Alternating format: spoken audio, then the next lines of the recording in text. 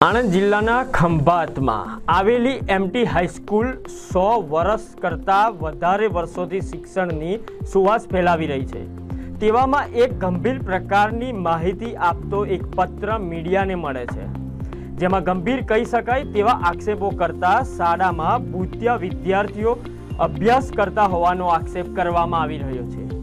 તેવામાં અમારા દ્વારા શાળાની મુલાકાત લઈને જાણકારી સાચી છે કે નહીં તે અંગે હકીકત જાણવાનો પ્રયત્ન કરાયો। નવાબીનગર ખંભાત અને તેમાં પણ 100 વર્ષ કરતાં વધારે સમયથી શિક્ષણ ક્ષેત્રે યોગદાન આપતી અહીંની એમટી હાઈસ્કૂલ, જેનો એક પત્ર સામે આવ્યો છે, જેમાં શાળાના ધોરણ 11માં કેટલાક વિદ્યાર્થીઓ ભૂતિયા એડમિશન આપીને સંખ્યા પૂરી કરી હોવાનો આક્ષેપ કરવામાં આવ્યો હતો। સમગ્ર મામલે શાળાના ધોરણ 11ના વર્ગ શિક્ષકે મીડિયા સાથે થયેલ વાતચીતમાં શું કહ્યું, આવો સાંભળીએ।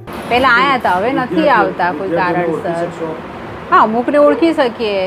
હું એવું બધું શ્યોર તમને એવું પાકું કે હા આ જ આવ્યા હતા, ફોટા અલગ બી હોય। અત્યારે વિદ્યાર્થી અઠવાડિયા પછી આવે તો થોડોક અલગ તો દેખાય સર।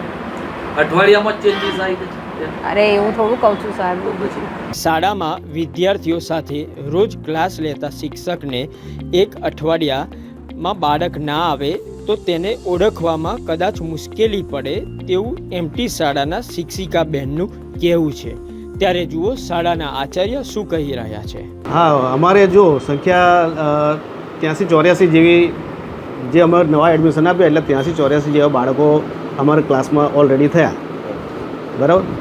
હવે એ જે બાળકો થયા, બાકીના બીજા જે ઉપર 8-10 બાળકો છે તો એ પણ જુલાઈમાં એક્ઝામ આપી અને અહીંયા એમને એડમિશન લીધું, પરંતુ એ બાળકો આવતા નથી। સમગ્ર મામલે શાળાના સંચાલક અલી અસગર આરસીવાળા સાથે પણ વાત કરવામાં આવી હતી, જે અંગે તેમણે શાળાના વખાણ કરતા જણાવ્યું હતું કે આ સંસ્થા 108 વર્ષ જૂની છે।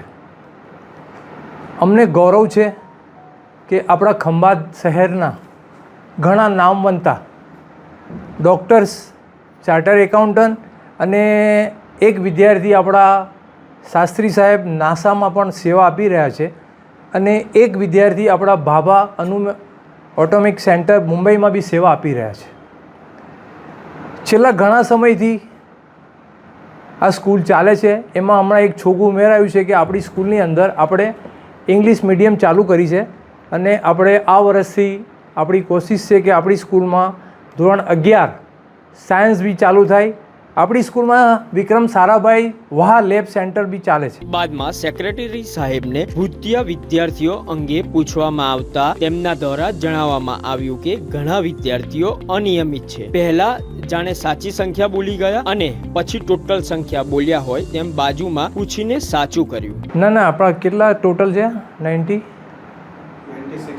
96 છોકરાની હાજરી હોવી જોઈએ, અને ઘણા ગામડાના બી છોકરા છે। આપણા ત્યાં ગામડાના છોકરા અને ઘણા ગરીબ સાઈડના છોકરા ઘણા આવે છે, કારણ કે આ સ્કૂલ શું છે કે સવારની છે।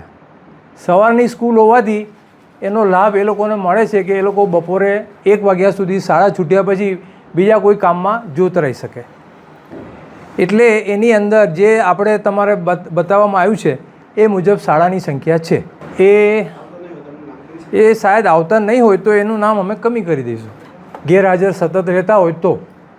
કારણ કે સાહેબ એટલી મોટી સંખ્યામાં 10-12 તો શું કહેવાય કે, અને એમાં જો આપને કંઈ એવું લાગતું હોય કે કોઈ અમારે, તો અમે એને ખુલાસો એ આપીએ છીએ કે સાહેબ 10-12 સતત ગેરહાજર રહેશે તો એને અમે એલસી આપી દઈશું પાછા।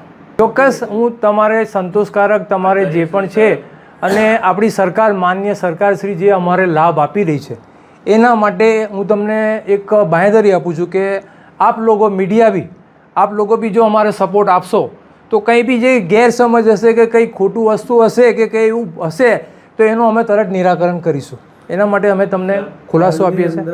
સમગ્ર મામલે આણંદ જિલ્લા શિક્ષણ અધિકારીને પૂછતા તેમના દ્વારા પણ આ શાળામાં પહેલેથી તપાસ ચાલી રહી હોવાનું જાણકારી આપવામાં આવી હતી। સાથે તેમના જણાવ્યા અનુસાર સંસ્થામાં ફક્ત નામ ચલાવવા માટે દાખલ કરેલા વિદ્યાર્થીઓ જેવા ભૂતિયા નામના અંગે આગામી દિવસમાં તપાસ કરવાની જાણકારી આપતા જણાવ્યું હતું કે જે એમટી વિદ્યાલય તરફથી વર્ગ ઘટાડા બાબતેની ફાઇલ અત્રેની કચેરીએ રજૂ કરવામાં આવેલ છે, જેમાં દર્શાવ્યા પ્રમાણે તેમના એક વર્ગ બંધ થાય છે અને શિક્ષકો ફાજલ થાય છે।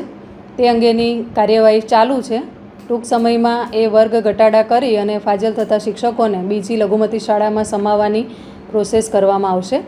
અને જે ભૂતિયા વિદ્યાર્થીની આપ વાત કરી રહ્યા છો, તો આ વર્ગ ઘટાડાની પ્રોસેસ થયા બાદ પણ જો એવું તપાસ આપવામાં આવશે અને એવું ધ્યાને આવશે કે ભાઈ વર્ગ બચાવવા માટે અથવા તો શિક્ષક બચાવવા માટે એમણે આ રીતનું કોઈ કાર્યવાહી કરી છે અથવા તો ખોટા એડમિશન કર્યા છે, તો એ અંગેની આગળની કાર્યવાહી હાથ ધરવામાં આવશે. અગાઉ એક અરજી મળેલી છે, એ પછી જ આ વર્ગ ઘટાડાની દરખાસ્ત જે છે એના ઉપર કાર્યવાહી કરી અને તપાસ આપવાની વાત ચાલી રહી છે. હાલ આખા મામલે અધિકારી પાસે અમે જાણવાનો પ્રયત્ન કર્યો કે કોઈ ગ્રાન્ટીનેટ શાળામાં આ પ્રકારની ગતિવિધિ હોવાનું શું કારણ હોય, ત્યારે જિલ્લા શિક્ષણ અધિકારીએ જણાવ્યું હતું કે 2-3 કારણો હોઈ શકે. પહેલું કારણ તો વર્ગ બચાવવાથી એમના જે શિક્ષકો છે એ શિક્ષકો બચી જતા હોય છે. એટલે કે શિક્ષકોને ફાજલ કરી અને બીજી સંસ્થામાં જવું ન પડે. વર્ષોથી ત્યાં શિક્ષકો કામ કરતા હોય અને ઘણી વખત એવું હોય કે તેમના જ સગાવાલા કે એમના નજીકના કોઈ સંબંધી કે એવા શિક્ષક લીધા હોય, તો એને બચાવવા માટે પણ આ વસ્તુ સંસ્થા કરી શકે છે. પણ એના માટેની પણ સરકારમાં જોગવાઈ છે, સંસ્થા વિરુદ્ધ કાર્યવાહી કરવાની થાય. જે ભૂતિયા વિદ્યાર્થીની આપ વાત કરી રહ્યા છો તે અંગે તેમના ઓનલાઈન પોર્ટલ ઉપર એની હાજરી પૂરવાની હોય છે. એ હાજરીની તપાસ કરવામાં આવશે. સાથે સાથે જે વિદ્યાર્થીઓને એમણે દાખલ કરેલા છે એ વિદ્યાર્થીઓ ક્યાંના છે, ક્યાં રહે છે, એનો વાલીનો કોન્ટેક, એ વિદ્યાર્થીનો કોન્ટેક કરવામાં આવશે.